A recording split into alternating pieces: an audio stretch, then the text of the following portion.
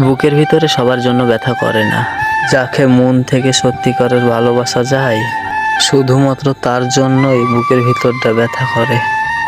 যারা কষ্ট পেয়েও চুপচাপ থাকে, তাদের যুদ্ধটা শুধু নিজের সাথে। আমার কষ্টটা কি তোমার কাছে নাটক মনে হয়? ভাগ্যিস আমার নাটকটা তুমি অনেক দূর থেকে দেখছো। কাছে এসে দেখলে বুঝতে নাটকটা কত কষ্টর হয়। সম্পর্ক চলাকালীন লাই, সম্পর্ক ভাঙার পরে বুঝবে কতটা কাকে কার প্রয়োজন। যারা বুঝে গেছে ভালোবাসা কি, তারা আর কখনো দ্বিতীয় প্রেম করেনি। সকাল তো সবসময় সুন্দর, খারাপ তো এই অমানুষের কপাল। যেখানে তুমি থাকার পরও শূন্যতা, সেখানে তুমি না থাকাই শিও। স্ত্রীকে দাসী না, জীবন সঙ্গিনী হিসাবে মর্যাদা দিন। ভালোবাসা সবার প্রতি আসে না, আর যার প্রতি আসে সে তো মূল্যই বুঝে না। পৃথিবীতে এমন কোনো মানুষ নেই যে যার বুকে একচিনিও কষ্ট নেই। কেউ প্রকাশ করে চোখের জলে, আর কেউ বয়ে বেড়ায় হাসির ছলে। সম্পর্ক যদি মন থেকে হয়, কেউ ভাঙতে চাইলেও ভাঙবে না। সম্পর্ক যদি স্বার্থ দিয়ে হয়, কেউ জুড়তে চাইলেও আর জুড়বে না। কে বলেছে চোখের জলের কোনো ওজন হয় না? এক ফোঁটা পড়লে মনটা হালকা হয়ে যায়। রোজ তোমাকে মিস করাটা আমার অভ্যাস। পৃথিবীতে ভালোবাসার অধিকার সবার আছে, কিন্তু পাওয়ার ভাগ্য সবার নেই। যে তোমার জন্য তৈরি হয়নি, সে তোমাকে ছেড়ে যাবে। আর যাকে তোমার জন্য তৈরি করা হয়েছে, সে সব কিছু ছেড়ে তোমার কাছেই আসবে।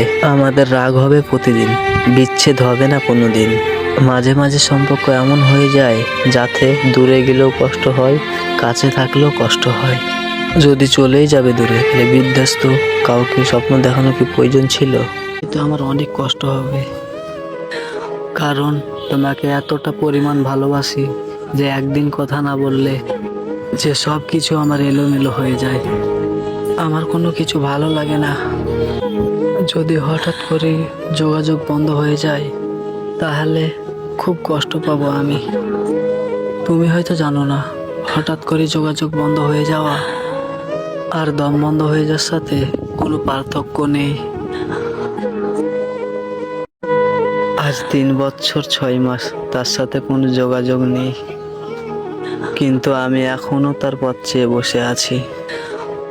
আমার নাম সুরজ জামাল এসকে, মুর্শিদাবাদ ভগবান গোলা আমার থানা, গ্রাম রমনাডাঙ্গা পাড়া। আমি বাগনান উড়িষ্যায় আসছি 2023 সালের জুলাই মাসে। আমার আব্বু একজন খুব গরিব মানুষ ছিল। আমরা 2 ভাই 3 বোন, ফ্যামিলির ছোট ছেলে আমি। আমাদের হাসি খুশি একটা পরিবার ছিল। সেই পরিবারের সাথে কেটে যেত সুখে আনন্দতে দিন। তারপরে আমার ফ্যামিলিতে সমস্যা দেখা দিল। আমার বয়স যখন 7 বছর, তখন মা মারা গেল। তারপর মা মারা যাওয়ার পর আমাকে আমার বাবা মাদ্রাসায় ভর্তি করে দিল। তারপর পরিবারে রান্না করে খাওয়ার সমস্যার কারণে আমার বড় ভাইয়ের আমার বাবা বিয়ে দিয়ে দিল। তারপর আমার ভাবির সাথে হেসে খেলে 6 মাস ভালো মতোই কেটে গেল। তারপর থেকে শুরু হয়ে গেল অবহেলা আমার আর আমার ছোট বোনের ওপর। আমার ভাবি অত্যাচার করতে লাগলো।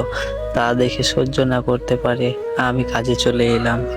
তারপর কাজে এসে কাজ করে আমার আব্বুকে নিয়ে আমার ছোট বোনটাকে নিয়ে ভালোভাবে সংসার চলে যেতে লাগলো। তারপর হঠাৎ করে আমার ছোট বোনটার বিয়ে ঠিক হয়ে গেল, বিয়েটাও দিয়ে দিল ভালো মতো। তারপর বাবা আর আমি কিছুদিন মতো ভালোভাবে চললাম। তারপর হঠাৎ একদিন আমার জীবন নিস্তব্ধ হয়ে গেল। তারপর আমি একটি মেয়ের প্রেমে পড়ে গেলাম। মেয়েটাকে 3 বছর ভালোবাসার পরও মেয়েটি আমাকে ধোঁকা দিয়ে দিল, তার বিচ্ছেদের কষ্ট সহ্য না করতে পেরে। সেই দিন থেকে হঠাৎ করে আমার জীবনে অন্ধকারের ছায়া নেমে এলো। একে একে সবাই আমাকে ছেড়ে চলে যেতে লাগলো। প্রথমত যে মেয়েটাকে আমি অন্ধর মতো বিশ্বাস করতাম, সেও ছেড়ে চলে গেল। দ্বিতীয়ত যখন আমার বয়স 16-তে পড়লো, তখন বাবাও ছেড়ে চলে গেল আমায়। তারপর সব হারিয়ে এখন আমি নিঃস্ব। তো আজকের গল্প আমার এখানে অবধি। যদি আপনাদেরকে ভালো লেগে থাকে, তাহলে আপনারা আমাকে ভিডিও বানাতে সহযোগিতা